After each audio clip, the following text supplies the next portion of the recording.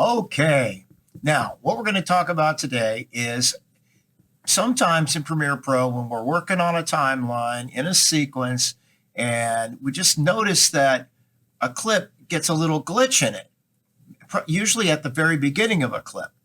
And what has happened is the media cache files, typically now, not always, but typically what has happened is the media cache files have been corrupted. Something in there has become corrupted. The easiest fix is just to delete the media cache files. Now, let me show you how this is done. First of all, we're going to go back to the time when you're setting up Premiere Pro to use it. Trying to follow along here. Over here under the Edit tab, Preferences, Media Cache. Wait for it. Okay, now in this panel,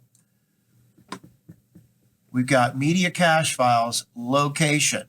Now, it's important that you save your media cache files, that you tell your media cache files to be stored on a hard drive other than your system drive with your OS and your apps, not that one, your project drive, nope, not that one, a third drive, a different drive. Set it up on a different drive. Let me show you how I've done it that's made it satisfactory for me to easily be able to remember where it is when I need to go and delete it, which is sometimes as much as once a week. I'll get some glitchy behavior or aberrant behavior in Premiere Pro and find that deleting the media cache folder completely fixes the problem. And you think, well, if you delete it, oh my God. But no, you can delete it because the next time you start Premiere Pro is going to automatically make a new folder and start making new media cache files that aren't corrupted like the last ones, at least for a while. All right. So under here, location, it says that I have 8 hard drives in this workstation. So I chose one that's like basically a scratch drive where I put things like this. And I created a folder on this drive called Premiere Media Cache. And I've told Premiere Pro to save its media cache folder inside this folder. That's the way that I can most easily find it and delete it when I need to. So in order to do that, this is usually by default, it puts it in your documents, Windows. I'm a Windows guy, okay. So we're not talking Mac. So I would go to, in order to set this up, I'll go to Browse, and then I would browse to the drive that I want to put it on. In this case, it's the scratch drive here. I'm going to double click on that. And now I know I've already created one called Premiere Media Cache. That's the one I created and told it go to. Now, if I double click on this, you open it up. Look, you see where it says Media Cache Files? I'm just going to delete that. Just delete it. Get rid of it. Don't need it. Oh, it's not working, and I'll tell you why. Because Premiere Pro is still open. So I think it's important enough to me that I want to I want to make this happen so that you can see how it is supposed to work. Okay, now I can close this. Now I can close Premiere Pro. Okay, don't worry about this. It's just my little audio driver. Okay, now that I've got it closed, now I can delete the media cache file that I have saved. Okie dokie, that's the scratch drive. I just actually called it scratch.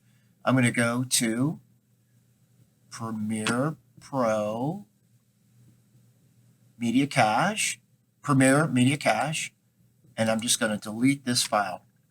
Yep, and boom, it's gone. Sorry about my webcam. It just keeps coming in and out, probably because I don't have enough light.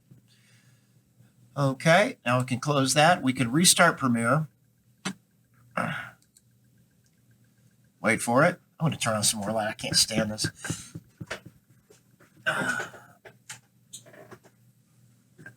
There we go.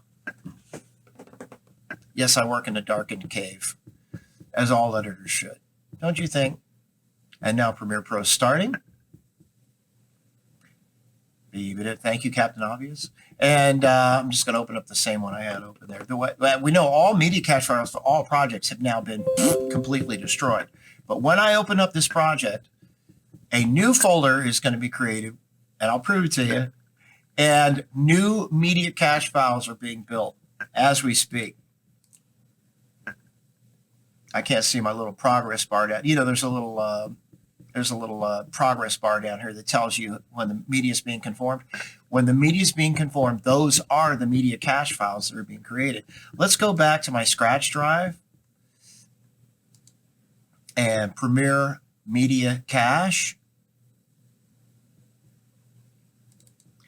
And look, there's a new media cache folder there already. If I double click on it, you can see these files are already being built.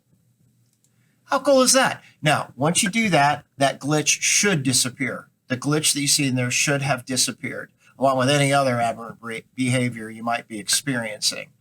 And that's it. Did we make sense there? I hope so. I hope that that tells you how to get rid of the problem of glitchiness in a clip in a project. Okay? Let me know. See you next time.